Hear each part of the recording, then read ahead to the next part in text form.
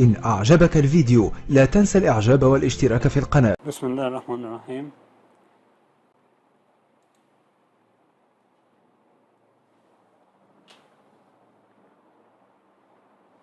بسم الله الرحمن الرحيم. الحمد لله رب العالمين، هو الذي أعطاني العقل الذي أفكر به، والذي أنار عقلي، والذي يسر لي أموري وطريقي، والذي شعل جميع أوقاتي بالأعمال النافعة، وأحمده سبحانه وتعالى وأشكره على نعمه جميعها الظاهر منها والباطن، وأصلي اللهم على سيدنا وحبيبنا محمد صلى الله عليه وسلم، والذي هو أعظم الأنام وخاتم الأنبياء والمرسلين. أما بعد، إنني اليوم أطلب من الله الذي لا إله إلا هو العون والمساعدة، وذلك حتى أستطيع أن أقطف لكم مجموعة من الكلمات المميزة التي تتعلق بشأن هذا الموضوع، والذي سوف أقوم بالخوض عن حديث عنه في السطور القادمة، متمنيا من الله أن تنال هذه الكلمات على إعجاب لأئمتي وأساتذتي الفاضلين. وموضوعنا اليوم هو الضرائب البيئية كمدخل معاصر لتطوير النظام الضريبي المصري، وهو له تأثير كبير على المجتمعات وله علاقة كبيرة وراء تنمية الشعوب والنهوض بها، ولذلك سوف أضيف لكم رأي متواضع من خلال هذه السطور القادمة. ونبدأ بمشيئة الله. أول نقطة عندنا في الموضوع بتاعنا النهاردة هو المحتوى. هنعرف إيه المحتوى بتاعنا في الموضوع بتاعنا النهاردة. هنتطرق في الموضوع بتاعنا النهاردة إلى 10 نقاط رئيسية، هما المقدمة والإطار النظري للموضوع بتاعنا النهاردة. تاني حاجة مبادئ وقواعد تصميم وفرض الضرائب. ثلاثة التحليل الاقتصادي، ماهية الضرائب البيئية. 4 صور الضرائب البيئية. 5 الأساس الاقتصادي للضرائب البيئية. 6 نظرية العوائد المزدوجة. 7 الآثار الإيجابية للضرائب البيئية. 8 شروط تصميم الضرائب.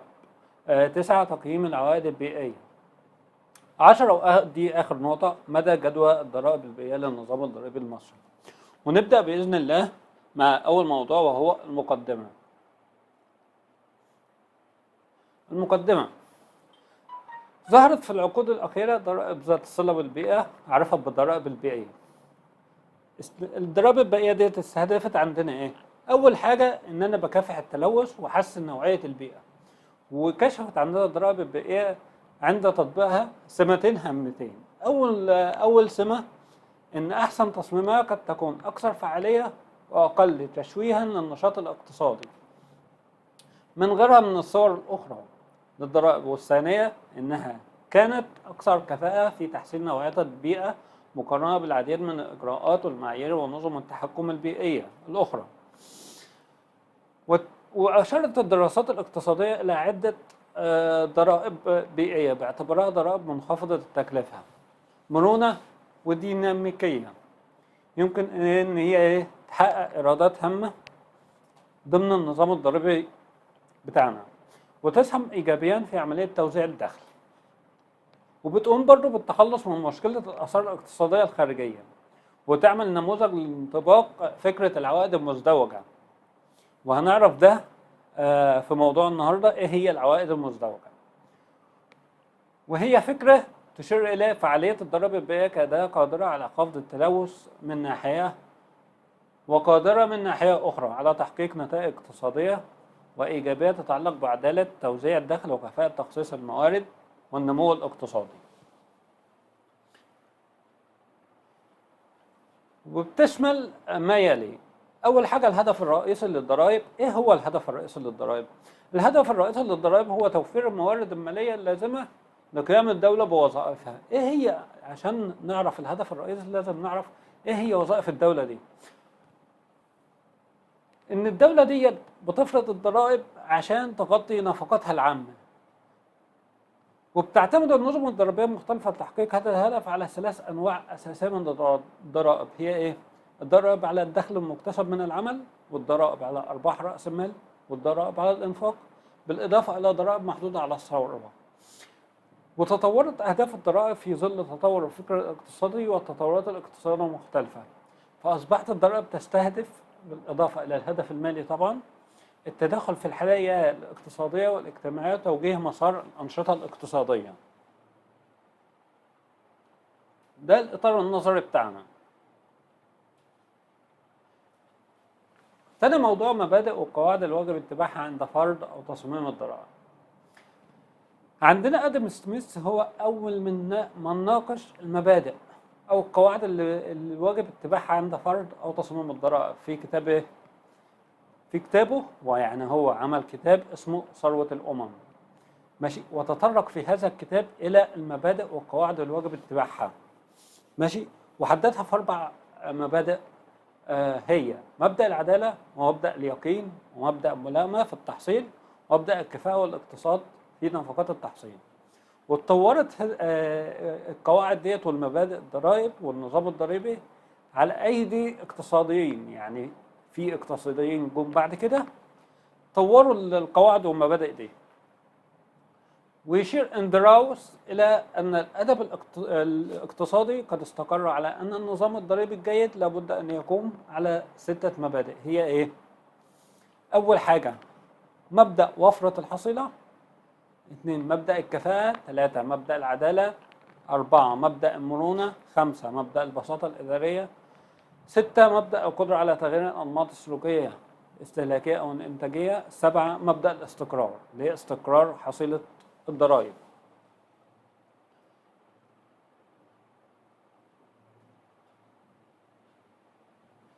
ولا توجد ضريبة واحدة قادرة على تحقيق الأهداف المبادئ المذكورة مجتمعا، إنما قد تحقق هدفا أو أكثر بينما تضر بهدف أو أهداف أخرى.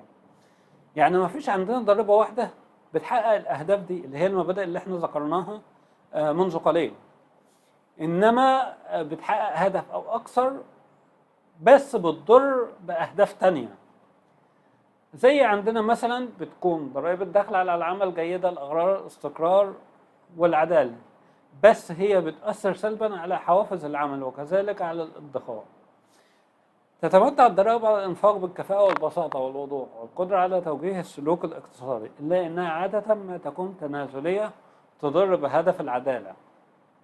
ومن ثم فلا بد من النظر إلى النظام الضريبي ككل للتمكن من الحجم عليه بشكل سليم.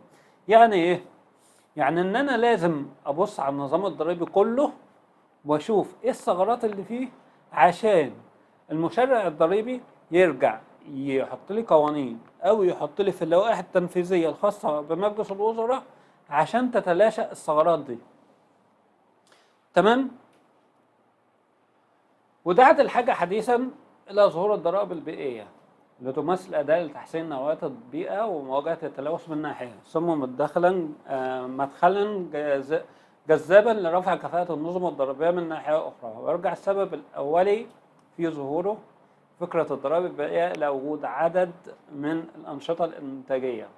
الضرائب البيئية قد تفتقد للعدالة كركن لضيق بها، لكنها يمكن أن تحقق العدالة كهدف من خلال آلية تدوير إيراداتها. هناك بتنقسم إلى 4 أنواع رئيسية. إيه هما؟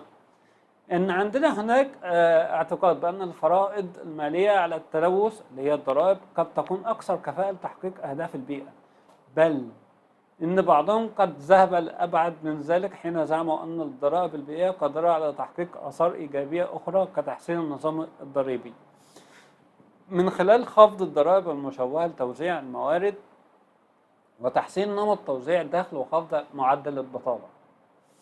احنا عندنا في التسعينيات ذات الاتجاهات نحو تبني إصلاح ضريبي أخضر أو بيئي تحل فيه الضرائب البيئية جزئيا محل الضرائب على العمل ورأس المال.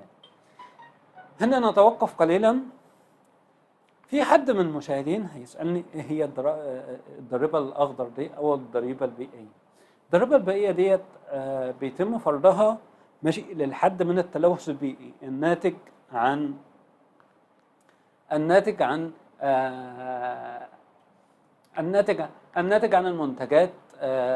المنتجات التي تضر البيئة.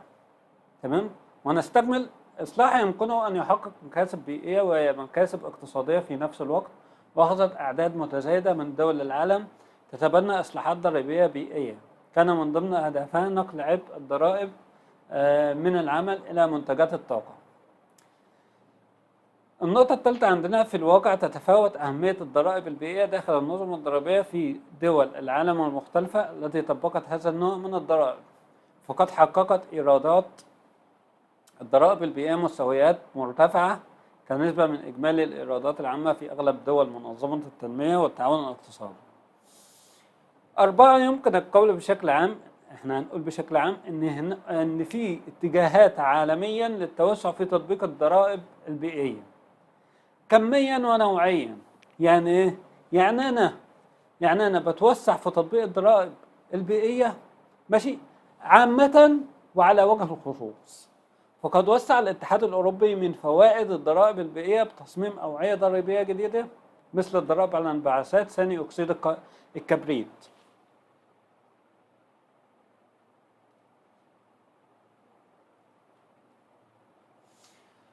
ثالث نقطة معانا التحليل الاقتصادي وماهية الضرائب البيئية. بيمثل الدافع الرئيسي للضرائب البيئية في توفير حوافز للمستهلكين والمنتجين للتحول من الأنشطة الضارة بيئيا نحو البدائل الأكثر نظافة واستدامة. وبلغة الاقتصاد تهدف الضرائب البيئية إلى دمج الآثار الخارجية ضمن تكاليف الإنتاج، ومع هذا تحقق الضرائب البيئية أهدافا مالية واقتصادية واجتماعية أيضا. يعني إيه؟ يعني احنا عندنا الدافع الرئيسي للضرائب البيئية ديت ان هي بتوفر للمستهلكين والمنتجين، ماشي، ان انا بحول من الانشطة الضارة بيئيا الى البدائل الاكثر نظافة واستدامة. يعني ايه؟ يعني انا دلوقتي بخلي المنشأة او الشركة المنتجة دلوقتي للمنتج ده ان هي بتتحول من ان هي تضر البيئة الى ان هي بتنفع البيئة عشان تحافظ على صحة المواطنين. ما هي الضرائب البيئية؟ عرفت منظمة التعاون والتنمية الاقتصادية الضرائب البيئية على أنها إيه؟ أي مبالغ تقطعها الحكومة إجباريا دون تقديم منفعة ما مقابلها تفرض على قاعدة ضريبية ملائمة ذات صلة بالبيئة، وتتضمن تلك القواعد الضريبية منتجات الطاقة، الوقود الأحفوري والمركبات الآلية والسيارات إلى آخره، وتلويث المياه وإهدارها والانبعاثات والنفايات الملوثة للبيئة واستهلاك الموارد الطبيعية إلى آخره. هنا هنتوقف قليلا. احنا عرفنا من القانون المصري الساري اللي هو رقم 91 لسنة 2005 تعريف الضرائب. ايه هي الضرائب؟ الضرائب ان هي جباية الدولة بتفرضها على الممولين والمنشآت بغية ايه؟ بغية التطور في التطور الاقتصادي والتطور الاجتماعي. ايه عاوزين نعرف ايه هو التطور الاجتماعي؟ التطور الاجتماعي ده هيبقى من خلال الخدمات اللي بتقدمها للمواطنين والممولين، اللي هي زي ايه؟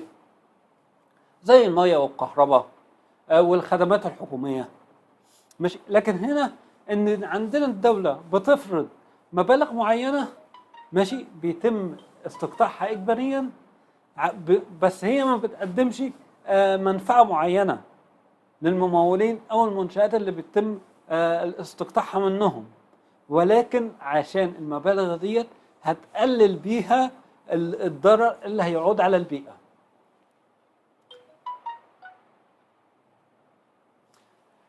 وعندنا الاتحاد الاوروبي عرف الضريبة البيئية على ايه بقى؟ ان هي تلك الضريبة التي تكون قاعدتها وحدة مادية او وكيلا عن وحدة مادية لشيء له تأثير سلبي مؤكد ومحدد على البيئة، وتكون مصنفة في النظام الأوروبي للحسابات القومية والإقليمية على أنها ضريبة. بتشير قاعدة الضريبة إلى وحدة قياس العنصر الملوث للبيئة، ولما كان قياس حجم أو كمية الانبعاثات الملوثة للبيئة بشكل مباشر ككمية ثاني أكسيد الكربون مثلا، أمر صعب ومكلف جدا. يعني إيه؟ يعني إن هي بتخلي الضريبة ديت لها قاعدة وحدة مادية أو وكيل عن الوحدة المادية دي، ماشي، بس الضريبة دي بتبقى مكلفة جدا على تطبيقها. معظم الضرائب البيئية تعتمد على وكيل أو ممثل لتلك الانبعاثات ككمية استخدام الوقود الأحفوري مثلا. تتعدد القواعد التي تفرض عليها الضرائب البيئية والتي يمكن إدراجها في عدة فئات رئيسية، منها الطاقة ومنتجاتها، حيث تفرض الضريبة على استخدام الوقود الأحفوري والكهرباء، سواء استخدم أيهما لأغراض النقل أو الاستهلاك المنزلي أو الصناعي، كما تفرض على شراء المركبات أو عند تسجيلها أو تأجيرها، أو على استهلاك الطرق أو تذاكر الطيران إلى آخره.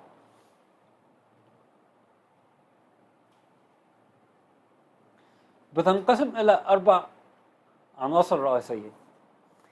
الضرائب البيئية بتنقسم إلى 4 عناصر رئيسية. إيه هي؟ الضرائب على استغلال الموارد الطبيعية، الضرائب على منتجات الطاقة، الضرائب على وسائل النقل، الضرائب على التلوث. وهناخد كل نوع دلوقتي بالتفصيل. الضرائب على استغلال الموارد الطبيعية زي إيه؟ زي السلع الأولية كالمياه والغابات، بالإضافة إلى الأرض ومصادر الوقود الأحفوري. الضرائب على منتجات الطاقة مثل الوقود الأحفوري اللي هو النفط ومنتجاته والغاز الطبيعي والفحم والكهرباء، والتي تدخل كسلع وسيطة في النقل والصناعة أو التي تستهلك منزليا. 3. الضرائب على وسائل النقل، وهي تفرض على امتلاك أو استخدام وسائل النقل البري أو البحري أو الجوي، وليس على الوقود المستخدم في تسييرها، إذ يخضع الوقود لفئة الضرائب على الطاقة.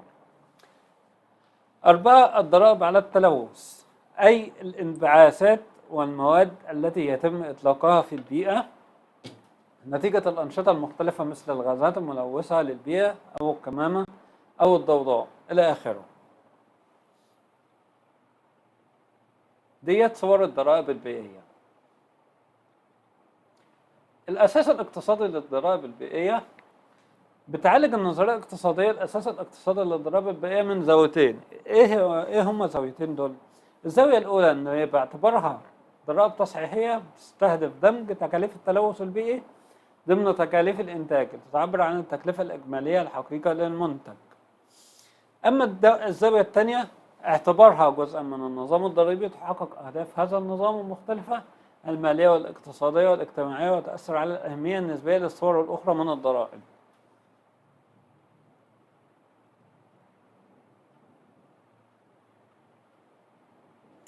الزاوية الأولى بتعد الضرائب البيئية أدوات سعرية فعالة تسهم في رفع كفاءة تخصيص الموارد من خلال ما تفرضه من تكلفة على الأنشطة الاستهلاكية أو الإنتاجية الملوثة للبيئة، فترتفع بذلك تكاليفها وأسعار منتجاتها، وهو ما يؤدي إلى انخفاض الطلب عليها، ومن ثم انخفاض إنتاجها، فانخفاض مستوى التلوث من ناحية، وتحقيق استغلال أكثر كفاءة لموارد المجتمع من ناحية أخرى.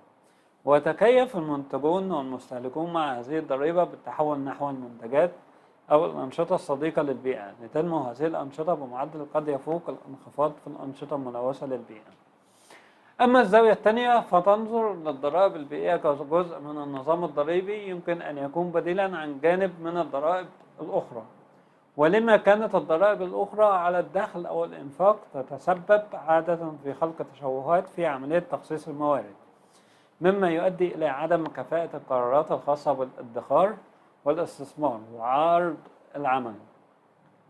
فقد سار النقاش في العقود الأخيرة حول قدرة الضرائب البيئية على التخفيف من حدة هذه التشوهات، أما بشكل مباشر من خلال إحلال إبراداتها جزئيا محل الضرائب على دخل العمل ورأس المال، أو بشكل غير مباشر من خلال تخفيض عجز الموازنة العامة، ومن ثم تقليل الحاجة لزيادة ضرائب الدخل، وهو ما يؤدي لانخفاض التشوهات المذكورة. وهكذا يمكن تطبيق الضرائب البيئية داخل النظام الضريبي كأداة أكثر مراعاة لاعتبارات العدالة والكفاءة والنمو.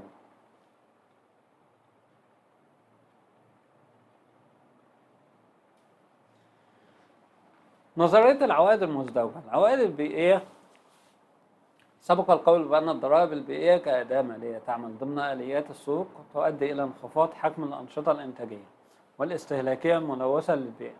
هذا من ناحية، ومن ناحية أخرى فهي تحسن القدرة التنافسية للبدائل غير الملوثة للبيئة أو الأقل إضرارا بها، مثل الطاقة النظيفة أو بدائل السيارات اللي هي الدراجات.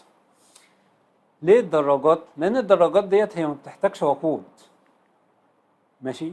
هي بتشتغل على أساس الجهد الذاتي مثلا، مما يحسن من نوعية البيئة ويزيد من مستوى الرفاهية الاجتماعية.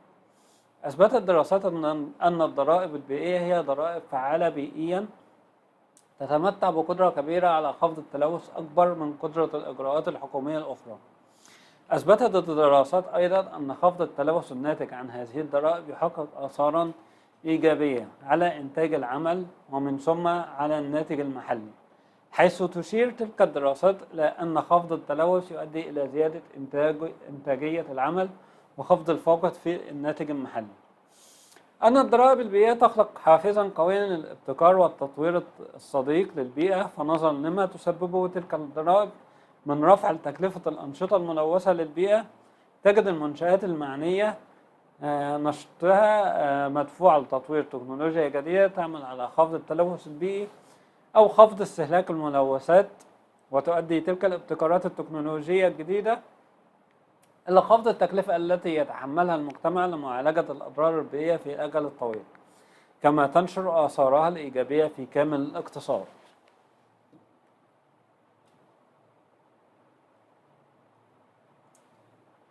العوائد الاقتصادية: أن إحلال الضرائب البيئية جزئيا محل الضرائب على دخل العمل ورأس المال يقلل من التشوهات الناتجة عن الضرائب الأخيرة ويزيد من عرض العمل ورأس المال، محققا المزيد من العدالة والكفاءة. يمتد التأثير الإيجابي للضريبة البيئية على سوق العمل إلى جانب الطلب بسبب النمو في حجم التوظف في الصناعات النظيفة من ناحية، ومن ناحية أخرى فإن خفض الضرائب على أرباح المنشآت بشكل عام من شأنه أن يحفزها على زيادة الاستثمارات ومن ثم زيادة الطلب على العمل، وتؤدي زيادة عرض العمل وزيادة الطلب عليه مع زيادة الاستثمارات وإلى خلق آثار إيجابية على النمو والرفاهية في الأجل الطويل. أظهرت بعض الدراسات أن أثر للضرائب البيئية النهائي على العمل ربما يكون موجبا، لأنه حتى المنشآت كثيفة الاستخدام للطاقة والتي تتأثر الوظائف بها سلبيا قد تشهد أثرا إيجابيا آخر يأتي من ناحية استفادتها من انخفاض الضرائب على الأرباح، والذي قد يمثل حافزا لها على الاستثمار. الضرائب المحايدة إيراديا هي ضرائب لا تؤثر على الإيرادات العامة، وإنما تحل إيراداتها محل إيرادات أنواع أخرى من الضرائب. هناك من يعتقد أن أثر الضرائب البيئية على الأسعار يكون أكبر من أثر إحلال إيراداتها محل الضرائب على العمل، حيث يعتقدون أن ارتفاع أسعار سلع الطاقة والسلع الاستهلاكية يؤدي انخفاض الأجر الحقيقي بمعدل أكبر من معدل زيادة الدخل المتاح للعمال، مما يؤدي إلى انخفاض عرض العمل. وهكذا فليس من المسلم به أن الضرائب البيئية تحقق مكاسب دائما بالضرورة، بل قد تنطوي على تكلفة اقتصادية أيضا. أن احتمالات تحقيق عوائد مزدوجة تزداد إذا كان النظام الضريبي غير كفء إيراديا، وأدت الضرائب البيئية إلى توجيه النظام نحو المزيد من الكفاءة وزيادة الحصيلة الضريبية. كما يرى أنه إذا كان سوق العمل يعاني من بطالة إجبارية، فإن حجم التوظف سوف يزداد فقط إذا أسفر الإحلال الجزئي لإيرادات الضرائب البيئية محل الضرائب القائمة عن زيادة الطلب على العمل.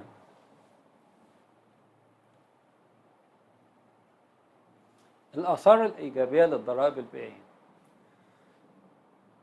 أنها تحفز المنشآت الإنتاجية على الابتكار وتطوير أساليب وتقنيات إنتاجية جديدة تساهم في التطور التكنولوجي في المجتمع، مع ما لهذا من آثار إيجابية تنتشر في كافة قطاعات الاقتصاد.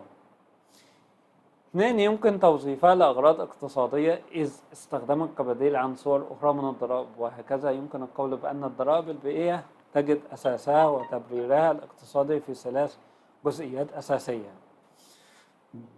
ألف: خفض التشوهات الناتجة عن النظام الضريبي وزيادة كفاءة تخصيص الموارد في المجتمع. ب: توفير قدر جدير بالاعتبار من الإيرادات العامة مع مراعاة اعتبارات العدالة. ج: ظهور قناعة لدى كثير من الاقتصاديين بأن هذه الضرائب قد تكون مثالا محتملا لانطباق فكرة العوائد المزدوجة، حيث يشير لفظ المزدوجة إلى نوعي العوائد البيئية والاقتصادية. وفي هذا الخصوص ينبغي التأكيد على فكرة العوائد المزدوجة تتعلق بمسألة التحول من الضرائب المختلفة إلى الضرائب البيئية، فهذا التحول هو المسؤول عن تحقيق مكاسب اقتصادية تتمثل في إعادة توزيع الموارد بشكل أكثر كفاءة، بالإضافة إلى خلق المزيد من فرص العمل وتحقيق المزيد من العدالة والمزيد من النمو. أما فرض الضرائب البيئية بشكل مستقل عن الضرائب الأخرى ودون حدوث تحول من الضرائب على العمل ورأس المال إليها، فسوف يؤدي إلى تحقيق مكاسب بيئية وإيرادية فقط دون تحقيق أي من المكاسب الاقتصادية المذكورة.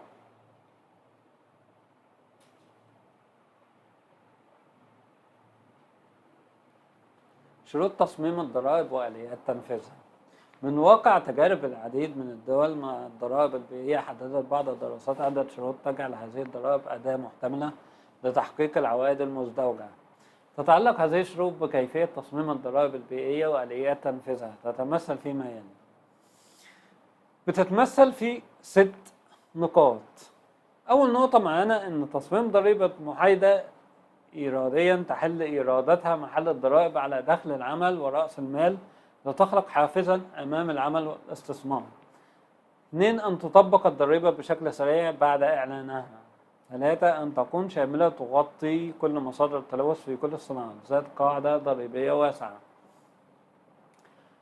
4. أن يكون سعرها مرتفعا نسبيا لتعطي للملوثين مؤشرا قويا لتغيير سلوكهم استجابة للضريبة مع تناسبه مع مقدار الضرر البيئي الناتج عن كل نشاط ملوث للبيئة. 5. الاهتمام بدعم وتقوية الاعتبارات التنافسية في ظل تأثير الضرائب البيئية على تكاليف الإنتاج، وهو ما يمكن أن يتم من خلال الإعفاءات أو الدعم الموجه للمنشأة المتضررة خلال المرحلة الانتقالية تطبيق الضرائب البيئية. 6. ضرورة دعم الضرائب البيئية بحزمة من السياسات الاقتصادية الأخرى لمعالجة عدد من القضايا التي قد تنتج عن تطبيقها.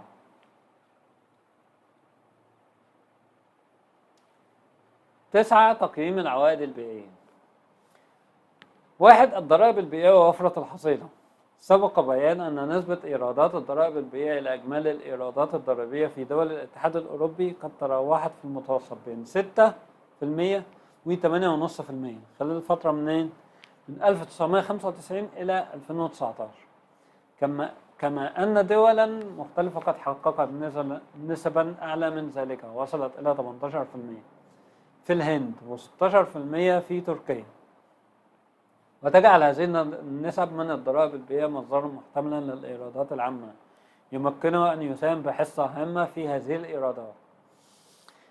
هناك حدودا لحجم ودرجة استدامة الضرائب البيئية كمصدر للإيرادات العامة، فقد لاحظ أن نسبة الضرائب البيئية إلى الناتج المحلي أو الإجمالي حصيلة الضرائب، وإن اتخذت اتجاها متزايدا في بداية تطبيقها في الدولة التي طبقتها، إلا أن قد بدأت في التراجع في السنوات التالية، ولعله من الممكن تفسير هذه التراجع جزئيا بنجاح الضرائب البيئية في تقليل كمية الانبعاثات أو الأنشطة الملوثة للبيئة، وهو ما أدى إلى تآكل قاعدتها الضريبية نسبيا مقارنة بغيرها من الضرائب التي ربما تتسع قاعدتها الضريبية مع التحول للأنشطة الصديقة للبيئة، وبناء عليه يعد انخفاض حصيلتها مؤشرا إيجابيا يدل على تحقيقها لأحد أهدافها الأساسية، وهو تحسين نوعية البيئة وكبح التلوث.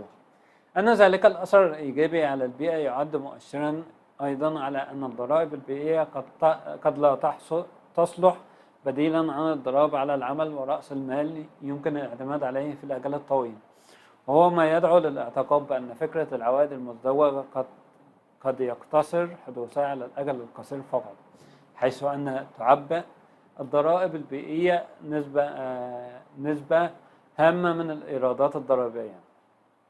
أن انخفاض حجم الأنشطة الملوثة للبيئة يصاحبه النمو في حجم الأنشطة الصديقة للبيئة وفي أنشطة الابتكار والتطوير، وبالتالي زيادة النمو في الناتج المحلي، وهو ما يؤدي إلى اتساع القاعدة الضريبية من جوانب أخرى، ومن ثم زيادة إجمالي الحصيلة الضريبية.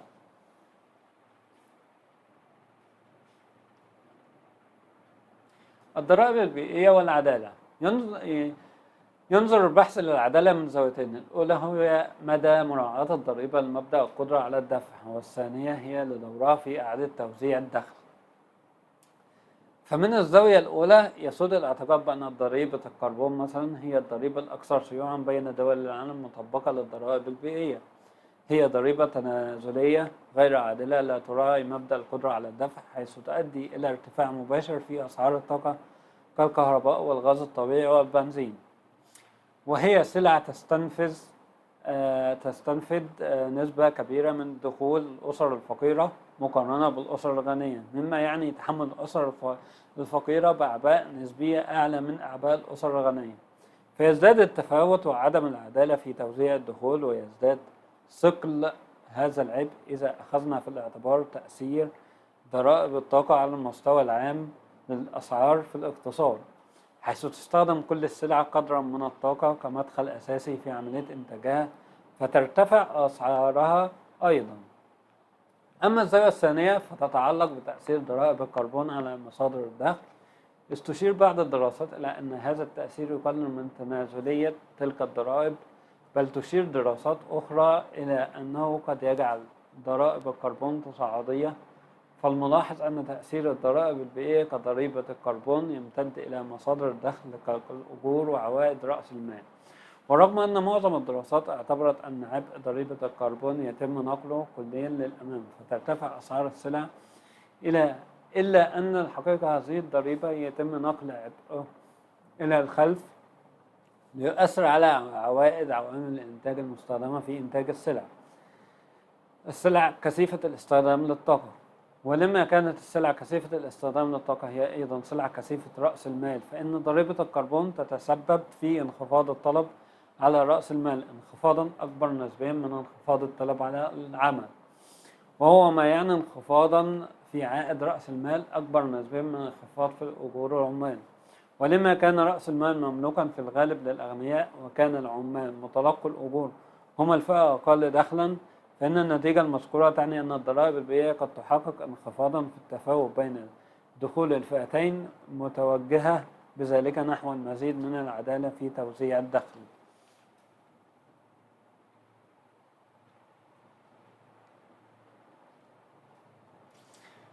الضرائب البيئية والكفاءة. تعالج فكرة الكفاءة مسألة قدرة الضريبة على تحقيق الأهداف التي صممت من أجلها بأقل تكلفة ممكنة، وتنسحب فكرة الكفاءة إلى مجالين: كفاءة مالية وتشير إلى تحقيق الضريبة لأهدافها الإرادية بأقل تكاليف إدارية وتحصيلية ممكنة، مبدأ الاقتصاد في نفقات الجباية. أما المجال الثاني فيتعلق بالكفاءة التخصصية والتي تشير إلى تحقيق أهداف الضريبة بأقل آثار تشويهية ممكنة لعملية تخصيص الموارد، أي بأقل قدر من التأثير في قرارات قطاع العائلات والأعمال المتعلقة بالاستهلاك والادخار والاستثمار والعمل. فإذا كانت تلك الآثار التشويهية محدودة، ووصفت الضريبة بالكفاءة التخصيصية أن الضرائب بصورها المختلفة يمكنها من تشوه القرارات الاقتصادية مؤدية إلى فشل قطاع الأعمال والعائلات في تحقيق التخصيص الأمثل للموارد داخل الاقتصاد، ومن ثم إلى انخفاض الإنتاجية والنمو الاقتصادي. كذلك قد تخفض الضرائب من رغبة الأفراد في العمل أو الادخار أو تحمل المخاطرة والمبادرات الإنتاجية، كما أنها قد تضر برغبة الأفراد والمؤسسات في خلق تطوير أفكار وتكنولوجيا جديدة، ما يقلل أيضا من نمو الإنتاجية. أضف إلى ذلك أنه في ظل الاقتصاد العالمي المنفتح حاليا، فإن الضرائب قد تؤدي إلى انتقال الاستثمارات من بلد إلى بلد آخر.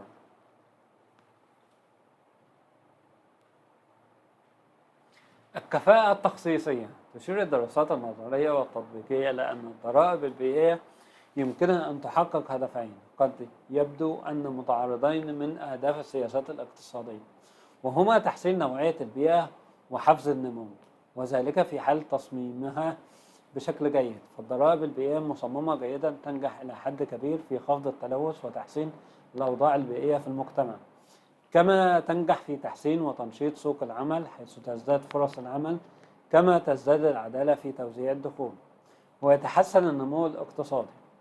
وتحقق الضرائب البيئية ذلك من خلال قناتين: الأولى هي نجاحها في فشل جهاز السوق في دمج الآثار الخارجية ضمن تكاليف الإنتاج، والذي يمثل سببا لخلق توزيع غير كفء للموارد. تقوم الضرائب البيئية بدمج تلك الآثار وتضمينها في سعر السلع الملوثة للبيئة، وهو ما من شأنه أن يجعل السعر مؤشرا سليما عن التكلفة الاجتماعية الحقيقية للإنتاج، بما يعالج جانبا من التشوهات في توزيع الموارد ويولد نتائج إيجابية على الرفع والكفاءة، حيث تتحسن كفاءة توزيع الموارد بشكل يقود لتحقيق الفردية المعروفة.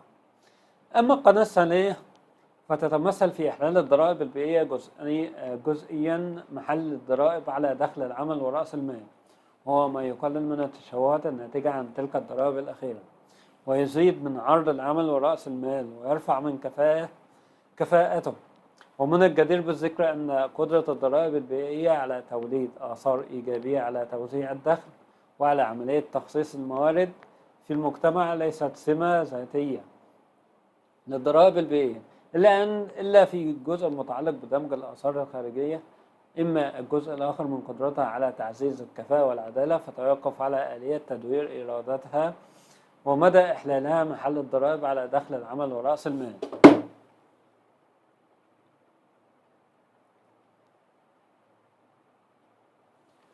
آخر نقطة معانا مدى جدوى الضرائب البيئية للنظام الضريبي المصري.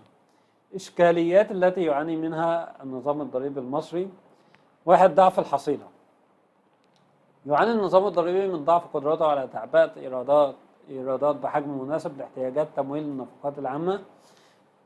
النفقات العامة. فوفقا لأرقام البيان المالي للموازنة العامة للدولة عن سنوات مختلفة، يعبئ النظام الضريبي المصري نسبة محدودة من الناتج المحلي الإجمالي، وتبدو هذه النسب أقل مما يلزم لتمكين الحكومة من القيام بوظائفها وتقديم الخدمات العامة بشكل مناسب. كما تبدو ضئيلة إلى حد بعيد مقارنة بمثيلتها في كثير من دول العالم الأخرى. وقد حققت دول منظمة التعاون الاقتصادي والتنمية على سبيل المثال إيرادات ضريبية بلغت نسبتها نحو 33.8% في المتوسط الناتج المحلي الإجمالي لدولها في عام 2019.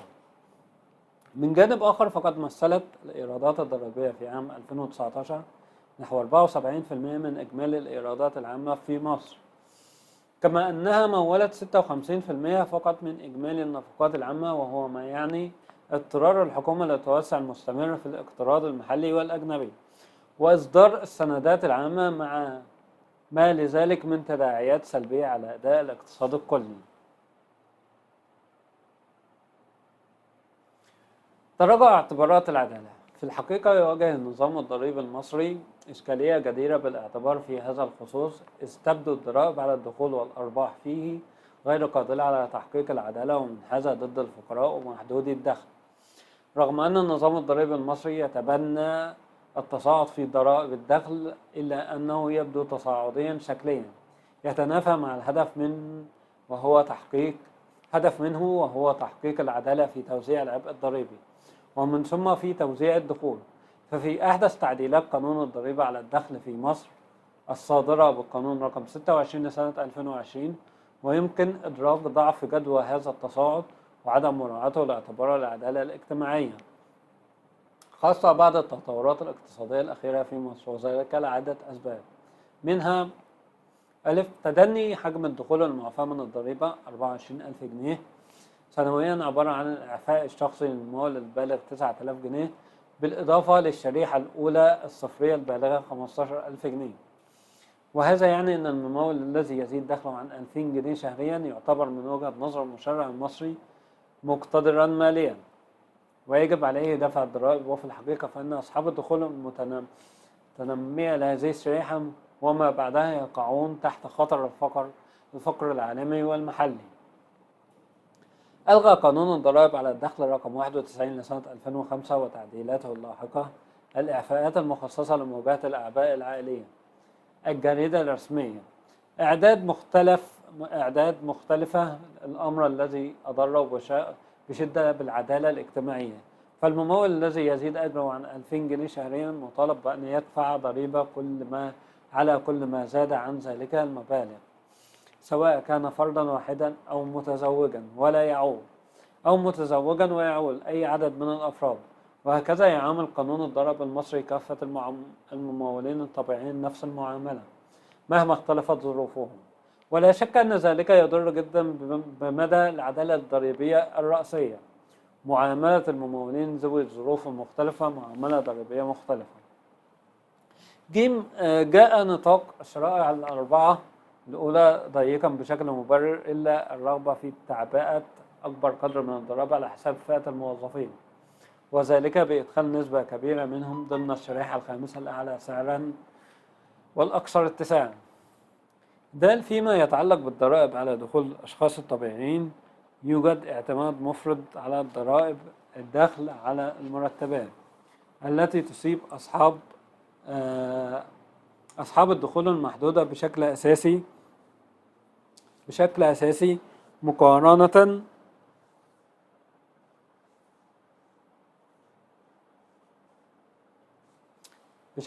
مقارنة بالضرائب على أصحاب الأنشطة التجارية والصناعية والمهن الحرة.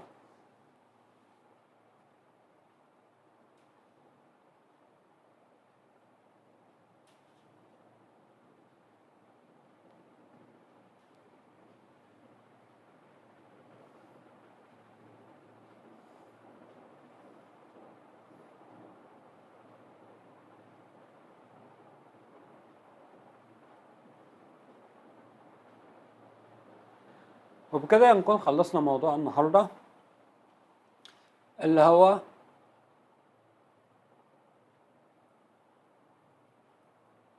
الضرائب البيئية كمدخل معاصر لتطوير النظام الضريبي المصري.